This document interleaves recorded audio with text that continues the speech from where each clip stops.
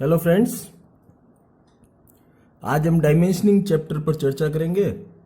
Dimensioning का अर्थ है किसी भी ऑब्जेक्ट जो हमारे सामने है या ड्राइंग है उसका विमांकन करना, उसकी विमाएं उस चित्र पर दर्शाना, जिससे जब यदि फैक्ट्री में, इंडस्ट्री में वर्कर आपकी ड्राइंग को पढ़े तो उसको पढ़कर ऑब्जेक्ट को सही तरीके से मैन्युफैक्चर कर सके। तो इसलिए मैन्युफैक्चरिंग प्रोसेसेस और दूसरी जानकारियों के लिए डायमेंशनिंग को साफ सुथरा और अच्छे तरीके से रीडेबल करना बहुत आवश्यक है। डायमेंशनिंग किसी ऑब्जेक्ट की मुख्यतया दो प्रकार की हुई।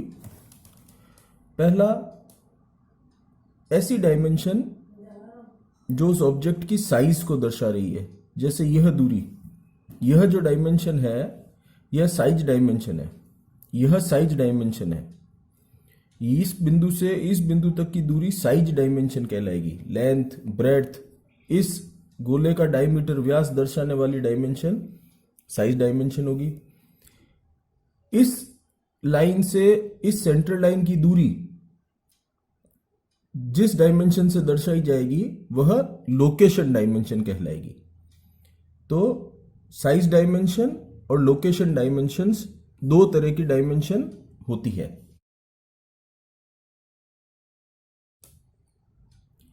अब मैंने आपके सामने एक ऑब्जेक्ट यह बनाया है जिसकी आउटलाइन बना चुका हूं। अब आपके सामने कुछ उदाहरणों के साथ मैं इसकी डायमेंशनिंग करके आपको दर्शाऊंगा।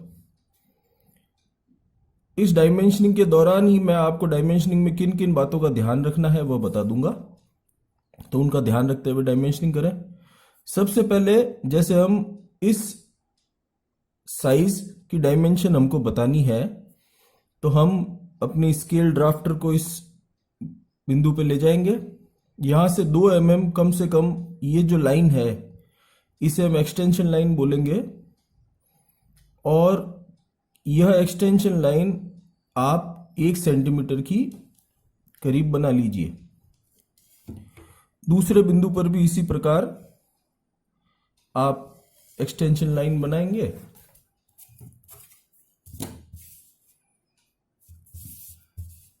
दो mm छोड़े। अब हमको इसकी डायमेंशनिंग करनी है। तो डायमेंशन जो हमारी लाइन है वह कम से कम ऑब्जेक्ट की आउटलाइन से 6 mm दूर होनी चाहिए। यहां पर बीच में डायमेंशन लिखने के लिए मैं गैप छोड़ रहा हूं। यह है हमारी डायमेंशन लाइन। एक और करके देखते हैं।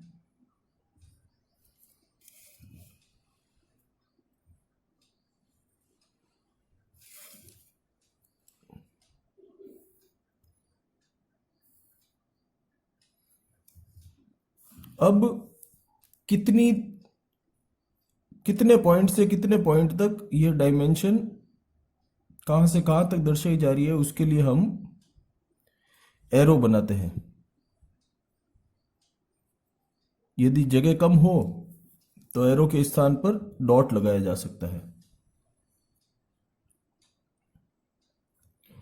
अभी मैं आपको डायमेंशनिंग के दो मुख्य अवयव समझा रहा हूं। पहली एक्सटेंशन लाइन, जो यह लाइंस है, लाइट फुल लाइंस ऑब्जेक्ट से 2 mm दूरी पर। दूसरी है डायमेंशन लाइन, जो ऑब्जेक्ट से कम 5 mm दूरी पर होगी, और एक्सटेंशन लाइन इस डायमेंशन लाइन के 3 से 5 mm आगे तक बनाई जाएगी। अब मैं यहां पर जो ऑब्जेक्ट की डायमेंशन है, जैसे 10 सेंटीमीटर है तो ये 100 mm ऑब्जेक्ट की डायमेंशन मैंने लिख दी। यह 60 सेंटीमीटर है, 60 mm है, तो ये मैं इसको यहां पर 60 लिख देता हूं।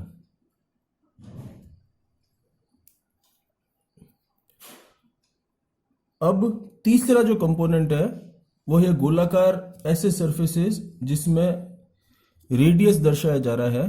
तो अब आप क्या करेंगे कि इस पर ध्यान दें, एंगल पर। Leader line 30 degree, 45 degree, 60 degree, 3 अलग अलग इंक्लिनेशंस पर बनाई जा सकती है।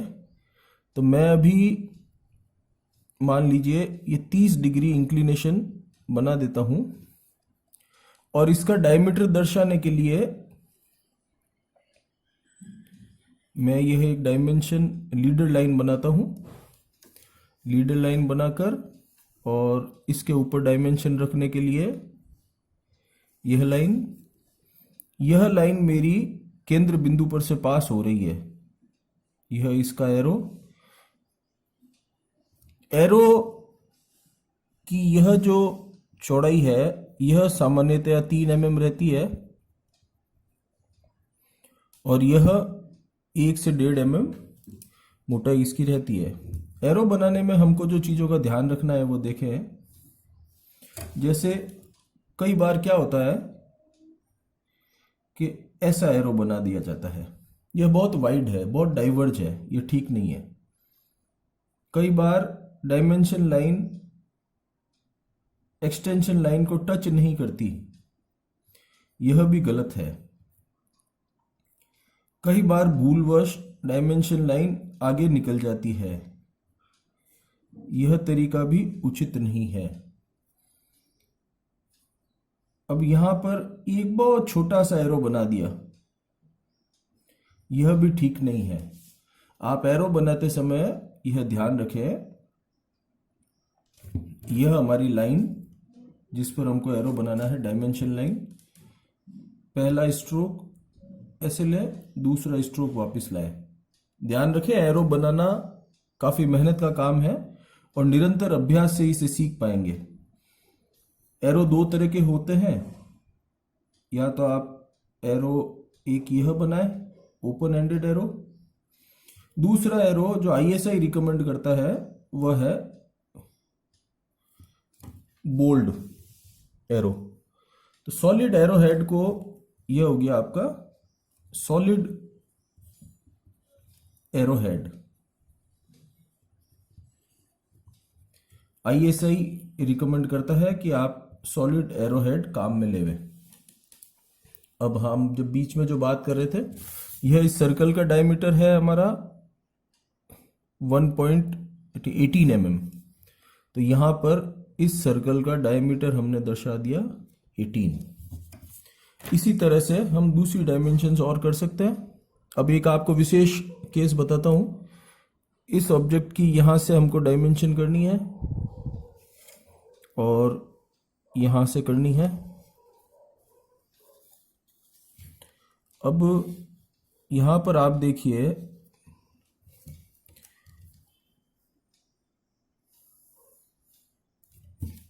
अब ये ऐसा होता है सामान्यतया, इसलिए मैं आपको करके बता रहा हूं। भूल से यह रह गया तो रबड़ से इसे साफ कर दें।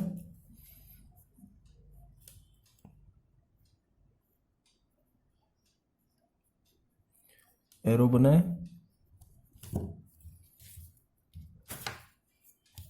यह आपकी साइज है 60 mm, यह हमने 60 लिख दी। अब जब हम इस हिस्से की डायमेंशनिंग करेंगे तो क्या होगा कि हमारी एक्सटेंशन लाइन जो बनेगी वो दूसरी एक्सटेंशन लाइन को काटेगी। यह एक्सेप्टेबल है, इसमें कोई समस्या नहीं है, आप ऐसा कर सकते हैं।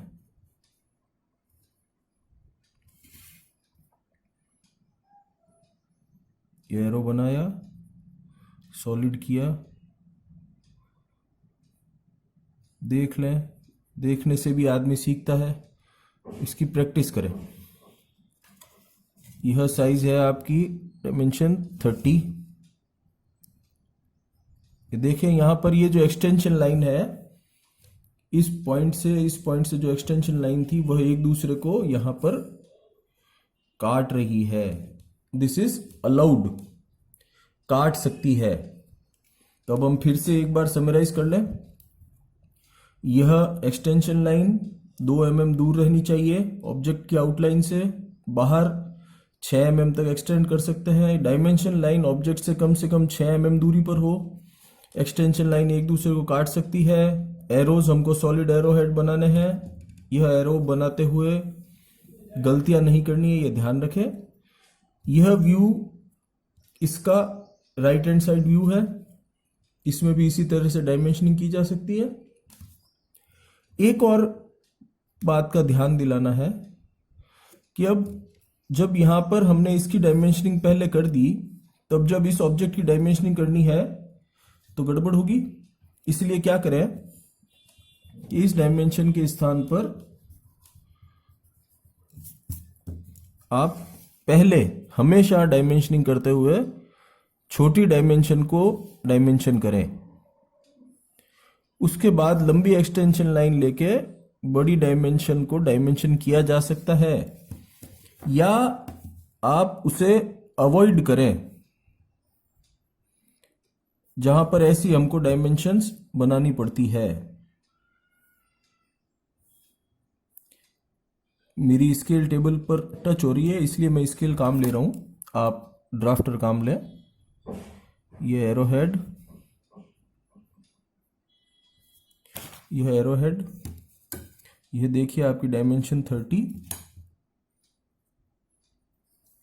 और यह 60।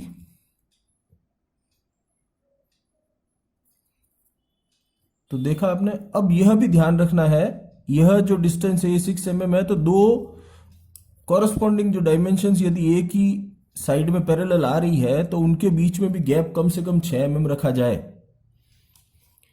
कई बार यह देखा गया है कि स्टूडेंट्स, जैसे यह डैश लाइन जो है वो इस डायमीटर को दर्शा रही है, तो उस पर ही डायमेंशनिंग करके शो कर देते हैं कि यह सर्कल का डायमीटर, यह सर्कल का डायमीटर 5 से दर्शाया है, तो यहां पर 5/18 लिख देते हैं। ऐसा नहीं करना है, यह गलत है।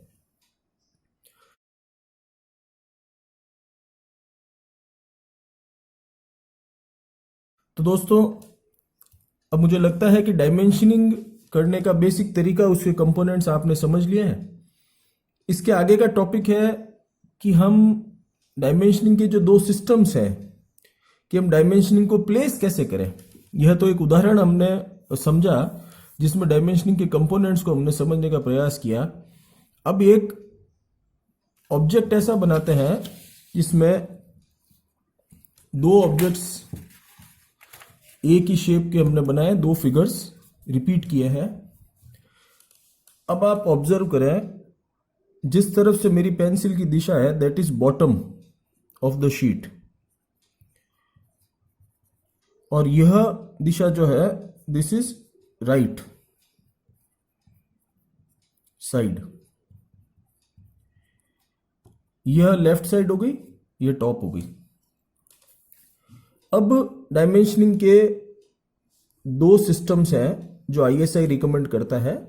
पहला है अलाइंड सिस्टम और दूसरा है यूनिडायरेक्शनल सिस्टम। अलाइंड सिस्टम में डायमेंशंस राइट से या बॉटम से पढ़े जाते हैं, and the dimensions are perpendicular to the dimension line. अब ये कैसे होगा, उदाहरण से हम समझते हैं। जैसे यह एक डायमेंशन, यह दूसरी डायमेंशन, इसमें 3 डायमेंशंस में आपको करके बताता हूं। दोनों अलग अलग सिस्टम्स में यह किस तरह से रीड होगी यह समझाने के लिए। यह मैंने आपको एक्सटेंशन लाइंस बना दी। यह दिशा ऑब्जेक्ट की, यह लाइन हॉरिजॉन्टल है। यहां पर पढ़ने के लिए जैसे मान लीजिए ये 20 mm है,